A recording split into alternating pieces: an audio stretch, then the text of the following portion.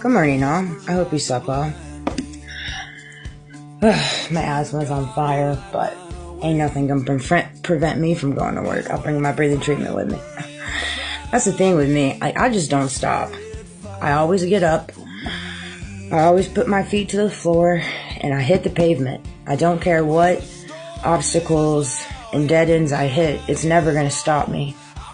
I have too much willpower in myself and in my purpose and in my calling and in being a good role model for my son to show him that no matter what stacks against you, you can always prevail with faith in yourself, and true faith in God. That's all it takes, and you can overcome anything. And I'm here to show that. And that is enough. That gets me up every single day and fights the fight. Ain't nobody gonna stop me. Nobody. You gotta take it up with God. Period. I got mountains and mountains of people scratching their head. Little scratcheroo. Well, continue scratching. Cause the show is gonna go on, baby. 'Tis it is.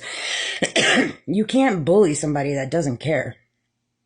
You can't bully somebody that can't be controlled. I can tell you that right now. Yeah, I got a message. I do indeed. Don't eat with the people you wouldn't starve with. I know that's right. Don't eat with the people you wouldn't starve with. So how many people in your life right now would you actually starve with them? Knowing how they operate, what they do for money, what they do for power, what they do for greed. Ask yourself that. You need to go into your Friday and ask yourself that. Look around in your little reality, your little job, your little clock in, clock out, your business that you run. And ask yourself, how many people in my life would I actually starve with? Because let me tell you something. It's survival of the fittest out there. It straight is. You really get to know people. When they get pushed against the wall,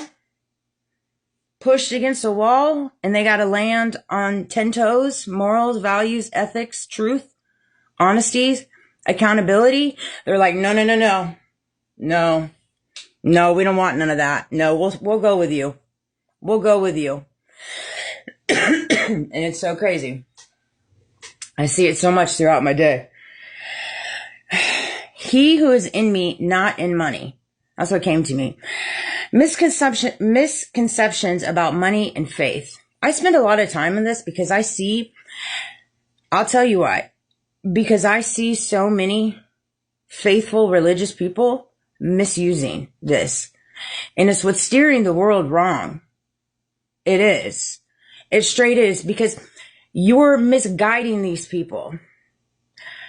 People that have an abundance of money know that is impossible for everybody in this world to have an overabundance of money, but yet they placate on it and they glamorize it as if everybody's going to get it when it just goes into particular people's pockets. And here's the way I see it, quite frankly. In my head, this is how I register it. I've been seeing a lot of faithful and very religious people, and it brings me back to the previous company that I worked for. And it's so funny, the similarities that I see in the said faithful religious people. They're really just, they're hidden elites. I see that now. I've unmasked that. That veil has fallen. And then you go ahead and slice secret XYZs. You go ahead and slice CULTs in there. It's so funny. I got a lot of people threatened because I see right through them. It's easy to see when you stand on 10 toes down and you stand on morals, values, and ethics. You don't sit here and throw out Bible verses and say all this stuff and then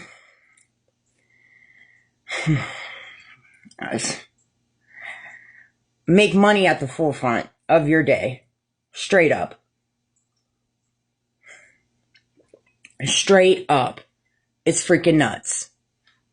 I will tell you this, though. I will tell you this. The one thing that I love about my new company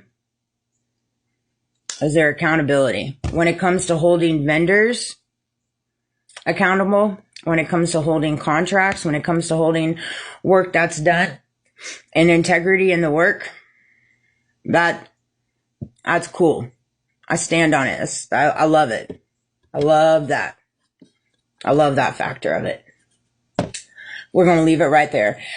Let's see here. Wealth with a blessing.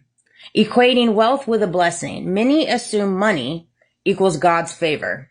Yet scripture shows true blessing is in the wisdom, peace, and justice, not the bank accounts. Money assume money is God's favor. They really do. And if you find yourself on this side of the fence, you need to ask yourself, are you standing in peace?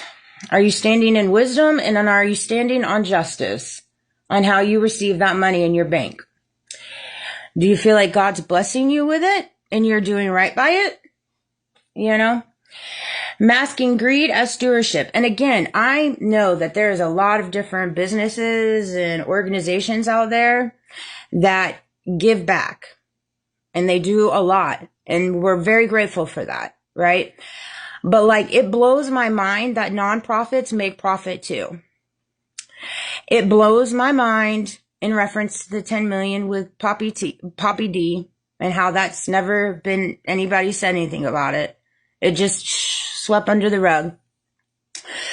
And it blows my mind. Like, you just have to find a duality in yourself.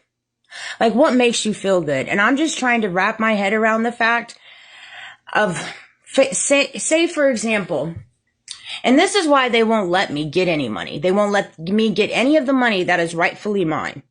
Rightfully mine that they've been stealing, they've been siphoning, and they've been taking for years. Particularly in the last freaking decade. Because they know what I would do with it. They know what I would do with it. I would do right by it. I would take it and I would funnel it back into the world, still make a slight profit to keep it going, but put money back into the people's pockets. And they know that I would be capable of doing that. That's exactly why we are here today. Because they're refusing to do it. They're refusing to do it. And I know exactly how to do it. Exactly. I've made videos about this before in my previous accounts. Multiple videos. And it's mind-boggling to me that you have people out here that have over 10 million, 20 million, $30 million. And yeah, they may donate, they may give back, but you still have an overabundance of money that you don't need in your day-to-day. Why? Why do you even need to hold on to that? Okay, you move mountains, you went with the conformity, you broke deals, you went dirty, because I'll tell you right now, I'd like to know any company or any person, how you got that money, whether it came down from family to family, businesses to businesses in your family bloodline, but how did you get it? What did you have to let go of in your morals, your values, your integrity, your ethics? How did you start learning to buck the system? Exactly. And it sucks. It sucks because you know it and I know it. And it's sad. And instead of giving back, you hold on to it and you harbor it and you let your ego just like get inflated. You can't take the money down in the grave when you die. And it's just killing your soul. Masking greed as stewardship. Some elites frame accumulation of wealth as wise stewardship. Man, I've heard that before. When the reality is often feeds pride and exploitation. That's exactly what it is. 99% of elites and the money that they've gotten is based off others' exploitation. Based off stepping on others. Misusing the system. Using faith as a brand. Oh my gosh. Money is idolized when religious leaders and self-proclaimed faithful elites tie their image to holiness and prosperity. I see that every day.